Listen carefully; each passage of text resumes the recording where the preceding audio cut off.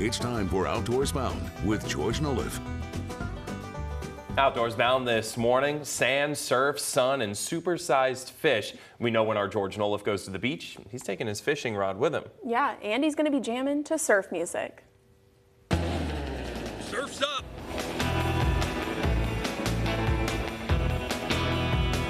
But don't grab a board, grab a fishing rod. And then hold on.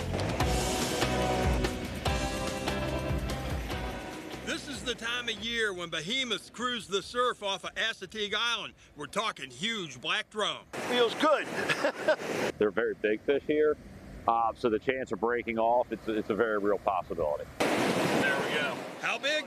A 20-pound fish is considered average. Black drum can get up to around 100 pounds. While they're big, what might be their favorite food is small. You probably remember these as a kid.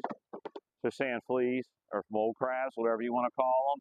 And it's kind of interesting, you can have such a large fish that will swim along and eat these, but I guess they put off a scent and a certain flavor that drives them crazy, and a buddy of mine likes to say elephants love peanuts. That's veteran surf angler Greg Molasses. He says knowing a little about the biology of your target species can help you up your odds of catching fish.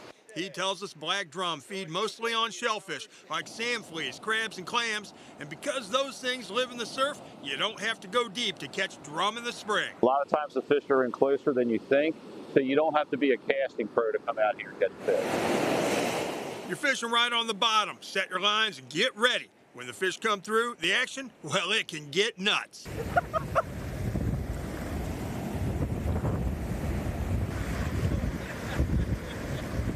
And as an old surfer once said, you can't stop the waves, but you can learn to surf. And in this case, you can learn to surf fish. And that's just as exciting.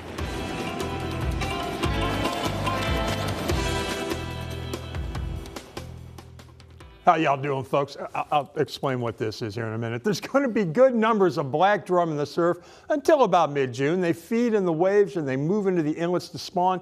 You can keep one, and they are some good eating. All right, you gonna explain? This is something special for black drum, yeah? Yeah, okay. For surf fishing in general, black drum in particular. I brought one of these rods we use. This is an 8-foot surf rod, actually on the short end of what you would need. 9 to 12 foot would be even better, and that's to give you leverage to cast and enough backbone. Here, I'm gonna watch this. Enough backbone to fight that fish, a big fish like that in the surf. Yeah. You know, there's a variety of gear and rigs you're going to want to use. I've got a video on the Outdoors Bound page of our website, WFXRTV.com, where my friend Jimmy Vassou of Captain Steve's Bait and Tackle and Assateague shows you what you need to rig up for the surf. A variety of fish in the surf. And there's also video from Greg Molasses on casting, baiting, and setting your rods. So there's some clams right there. We use those for bait.